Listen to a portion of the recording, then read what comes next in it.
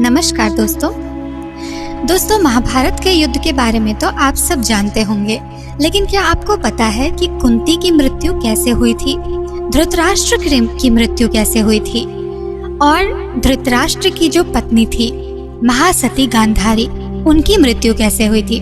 दोस्तों आज इस वीडियो में हम इसी पर बात करने वाले हैं। दोस्तों कुंती एक अद्भुत महिला थी। पति की मृत्यु के बाद कैसे उन्होंने अपने पुत्रों को हस्तिनापुर में दाखिल करवाकर गुरु द्रोणाचार्य से शिक्षा दिलवाई और अंत में उन्हें राज्य का अधिकार दिलवाने के लिए प्रेरित किया, यह सब जानना अद्भुत है। एक स्त्री की संघर्ष की कहानी में द्रौपदी का नाम तो लिया जाता है, लेकिन कुंती की कम ही चर्चा होती है। आइए जानते हैं आज माँ कुंती के बारे में 10 रहस्य जिन्हें आप शायद ही जानते होंगे।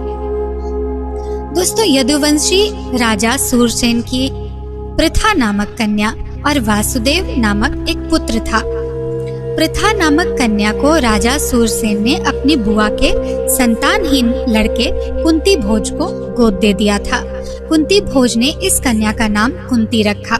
इस तरह पृथा अर्थात कुंती अपने असली माता पिता से दूर रही। जैसे दशरथ ने अपनी पुत्री शांता को अंग देश के राजा रोमपद को गोद दे दिया था। वसुदेव का विवाह कंस की बहन देवकी से हुआ। देवकी से श्री कृष्ण का जन्म हुआ।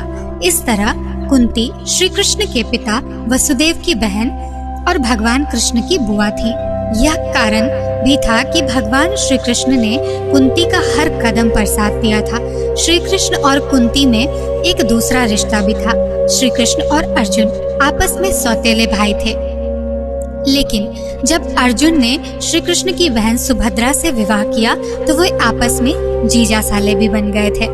दोस्तों कुंती अपने महल में आए महात्माओं की सेवा करती थी। एक बार वहाँ ऋषि दुर्वासा भी पधारे। कुंती की सेवा से प्रसन्न होकर दुर्वासा ने कहा, पुत्री मैं तुम्हारी सेवा से अत्यंत प्रसन्न हुआ हूँ, अतः तुझे एक ऐसा मंत्र देता हूँ जिसके प्रयोग से तू जिस देवता का स्मरण करेगी वह तत्काल तेरे समक्ष प्रकट होकर तेरी मनोकामनाएं पूर्ण करेंगे। इस तरह कुंती को एक अद्भुत मंत्र मिल गया। दोस्तों एक दिन कुंती के मन में आया कि क्यों न इस मंत्र की जांच कर ली जाए, कहीं यह यूं ही तो नहीं। तब उन्होंने एकांत में बैठकर उस मंत्र का जाप करते हुए सूर्य देव का स्मरण किया। उसी क्षण सूर्य देव प्रकट हो गए। कुंती हैरान परेशान कि अब क्या करे। तब कुंती ने सूर्य देव से एक पुत्र की कामना कर दी। तब कुंती हो गई गर्भवती। तब लज्जावश यह बात वह किसी से नहीं कह सकी और उसने यह छिपा कर रखा। समय आने पर उसके गर्भ से कवच कुंडल धारण किए हुए एक पुत्र उत्पन्न हुआ। कुंती ने उसे एक मंजूषा में रखकर रात्रि को गंगा में बहा दिया। वह बालक गंगा में बहता हुआ एक किनारे से जा लगा। उस किनारे पर ही धृतराष्ट्र का सारथी अधिरथ अपने अश्व को जल पिला रहा था। उसकी दृष्टि मंजूषा में रखे इस शिशु पर पड़ी। अधिरथ ने उस बालक को उठा लिया और अपने घर ले आया। अधिरथ निसंतान था। अधिरथ की पत्नी का नाम राधा था। राधा ने उस बालक को अपने पुत्र के समान पाला। उस बालक के कान बहुत ही सुंदर थे, इसलिए उसका नाम कर्ण रखा गया। इस सूत दंपत्ति ने ही कर्ण का पालन पोषण किया था, इसलिए कर्ण को सूत पुत्र भी कहा जाता था तथा राधा ने उसे पाला था, इसलिए उसे राधेय भी कहा जाता था। उस दौर में ब्राह्मण कन्या और क्षत्रिय पुरुष से उत्पन्न संतान को सूत कहा जाता था, मतलब यह कि अधिरथ सूत था। दोस्तों कुंती जब विवाह योग्य हुई तो उसका स्वयंवर किया गया। स्वयंवर सभा में कई राजा और राजकुमारों ने भाग लिया, जिसमें हस्तिनापुर के राजा पांडु भी थे। कुंती ने पांडु को जयमाला पहनाकर पति के रूप में स्वीकार किया। कुंती का वैवाहिक जीवन सुखमय नहीं रहा। एक बार आखेट के दौरान पांडु हिरण समझकर मैथुन रथ का एक किंदम ऋषि को मार देते हैं। वे ऋषि मरते वक्त पांडु को श्राप दे देते हैं कि तुम भी मेरी तरह मरोगे जब तुम मैथुन रथ रहोगे। इस शाप के चलते पांडु अपनी पत्नियों के साथ जंगल चले जाते हैं। पांडु को 2 पत्नियां कुंती और माद्री थी। दोस्तों, जंगल में वे सन्यासियों का जीवन जीने लगते हैं, लेकिन पांडु इस बात से दुखी रहते हैं कि उनकी कोई संतान नहीं है और वे कुंती को समझाने का प्रयत्न करते हैं कि उसे किसी ऋषि के साथ समागम करके संतान उत्पन्न करनी चाहिए। कुंती इससे नकार देती है और वह अपने वरदान के बारे में बताती है। तब पांडु की अनुमति से कुंती धर्मराज का आह्वान करती है। इससे उन्हें युधिष्ठिर जैसा पुत्र मिलता है। फिर क्रम से वह इंद्र से अर्जुन और पवन देव से भीम को प्राप्त करती है। अतः अंत में कुंती माद्री को भी वह मंत्र सिखा देती है जिसे दुर्वासा ने दिया था। तब माद्री को अश्विन कुमारों का आह्वान करती है, जिससे उन्हें नकुल और सहदेव नाम का पुत्र प्राप्त होता है।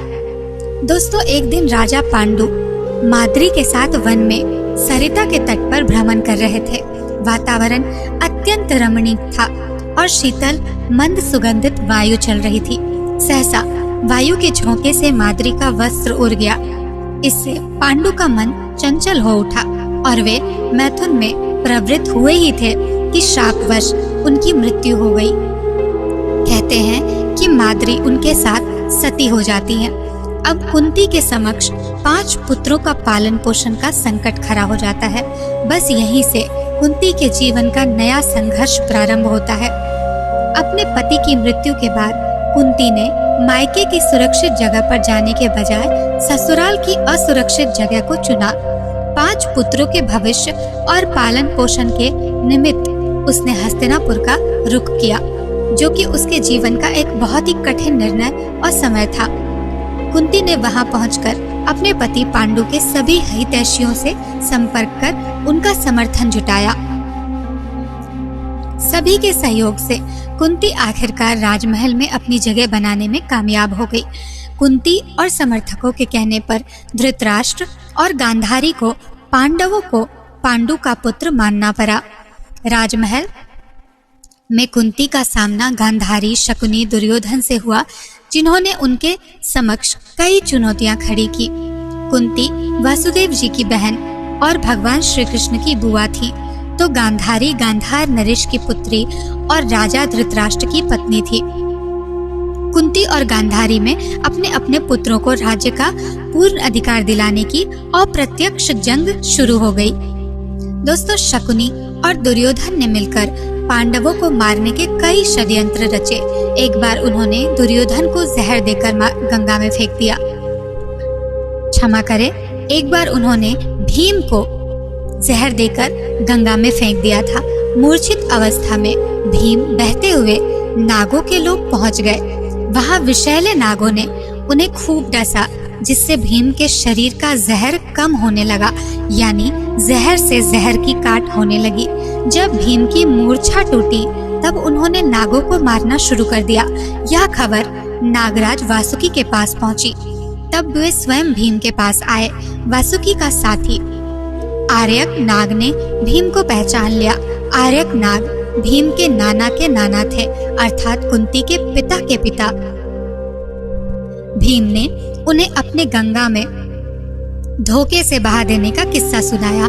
यह सुनकर आर्यक नाग ने भीम को हजारों हाथियों का बल प्रदान करने वाले कुंडों का रस पिलाया, जिससे भीम और भी शक्तिशाली हो गए। शकुनी और दुर्योधन ने छल से एक बार कुंती और पांडवों के वारणाव्रत में लाक्षागृह में रुकवा दिया था। लाक्षागृह अर्थात लाख से बना घर। योजना के अनुसार रात में इस घर में आग लगाने की योजना थी, लेकिन जब विदुर को इस षड्यंत्र का पता चला तो उन्होंने युधिष्ठिर तक यह सूचना पहुंचाई। तब पांडव एक सुरंग बनाकर वहां से बच निकले थे। जिस रात आग लगाने की योजना थी, उस दिन पांडवों ने ग्रामीणों के लिए एक भोज का आयोजन किया था। उस आग में कुछ ग्रामीण जलकर मर गए थे। उसी दिन पांडव सुरंग से बाहर निकल गए थे। बाद में कुछ जली हुई लाशों को कुंती और पांडवों की लाश मान लिया गया था। जंगल में रही कुंती, 5 पांडव लाक्षागृह से बचने के बाद एक रात जंगल में सो रहे थे और भीम पहरा दे रहे थे। जिस जंगल में सो रहे थे वह जंगल नरभक्षी राक्षस राज हिडिंब का था। उसकी पुत्री का नाम हिडिंबा था। हिडिंब ने हिडिंबा को जंगल में मानव का शिकार करने के लिए भेजा। हिडिंब जब जंगल में गई तो उससे भीम को पहरा देते हुए देखा और बाकी पांडव भी अपनी माता कुंती के साथ सो रहे थे। भीम को देखकर हिडिंबा मोहित हो गई और बाद में कुंती के आदेश से भीम को उससे विवाह करना पड़ा, जिससे उसको एक पुत्र मिला जिसका नाम घटोत्कच रखा गया। कुंती ने भी पांडवों के साथ जंगल में 12 साल गुजारे। जब जुए के खेल में पांडव हार गए तो उन्हें 12 साल का वनवास और 1 साल का अज्ञातवास हुआ। इस दौरान पांचों पांडव एक कुम्हार के घर में रहा करते थे और भिक्षाटन के माध्यम से अपना जीवन यापन करते थे। ऐसे में भिक्षाटन के दौरान उन्हें द्रौपदी के स्वयंवर की सूचना मिली। वे भी उस स्वयंवर प्रतियोगिता में शामिल हुए और उन्होंने द्रौपदी को जीत लिया। द्रौपदी को जीतकर वे जब घर लाए तो कुंती ने बगैर देखे ही कह दिया कि जो भी लाए हो आपस में बांट लो। यह सुनकर पांडवों को बड़ा आश्चर्य लगा। हालांकि इसके पीछे और दूसरी कहानी भी जुड़ी हुई है। श्री कृष्ण ने युद्ध के ऐन वक्त पर कर्ण को जब यह राज बता दिया था कि कुंती तुम्हारी ही असली माँ है। एक बार कुंती कर्ण के पास गई और उससे पांडवों की ओर से लड़ने का आग्रह करने लगी। कुंती के लाख समझाने पर भी कर्ण नहीं माने और कहा कि जिनके साथ मैंने अब तक का अपना सारा जीवन बिताया है उसके साथ मैं विश्वासघात नहीं कर सकता। तब कुंती ने कहा कि क्या तुम अपने भाइयों को मारोगे? इस पर कर्ण ने बड़ी ही दुविधा की स्थिति में वचन दिया, माता तुम जानती हो कि कर्ण के यहाँ याचक बनकर आया कोई भी खाली हाथ नहीं जाता। अतः मैं तुम्हें वचन देता हूँ कि अर्जुन को छोड़कर मैं अपने अन्य भाइयों पर शस्त्र नहीं उठाऊंगा। कुंती के द्वारा यह वचन लेने के कारण ही युधिष्ठिर कई बार कर्ण से बच गए। ऐसे भी कई मौके आए कि जब कर्ण युधिष्ठिर, भीम, नकुल और सहदेव को मार देता, लेकिन वह ऐसा नहीं कर पाया। महाभारत युद्ध के लगभग 15 साल बाद परिवार के 3 वरिष्ठ गांधारी, कुंती और धृतराष्ट्र वन की ओर प्रस्थान करते हैं। संजय भी उनके साथ होते हैं। करीब 3 साल तक गंगा किनारे एक घने वन में बनी छोटी सी कुटिया में सभी रहते हैं। एक दिन की बात है, धृतराष्ट्र गंगा में स्नान करने के लिए जाते हैं और उनके जाते ही जंगल में आग लग जाती है, जिसकी वजह गांधारी, कुंती और संजय को कुटिया छोड़नी पड़ती है। वे सभी धृतराष्ट्र के पास आते हैं ये देखने कि कहीं उन्हें कोई खतरा तो नहीं। संजय उन सभी को जंगल से चलने के लिए कहते हैं क्योंकि पूरा जंगल आग से जल रहा होता है। लेकिन धृतराष्ट्र उन्हें कहते हैं कि यही वो घड़ी है जब उन्हें मोक्ष की प्राप्ति होगी। तीनों लोग वहीं रुक जाते हैं और उनका शरीर उस आग में झुलस जाता है। संजय उन्हें छोड़कर हिमालय की ओर प्रस्थान करते हैं, जहाँ वे एक सन्यासी की तरह रहते हैं। इस तरह 1 साल बाद नारद मुनि आकर युधिष्ठिर को उनके परिवारजनों की मृत्यु का दुखद समाचार देते हैं। युधिष्ठिर वहां जाकर उनके अंतिम संस्कार का क्रियाक्रम कर पिंडदान आदि करते हैं। दोस्तों, आपको ये वीडियो कैसा लगा हमें कमेंट बॉक्स में जरूर बताइएगा।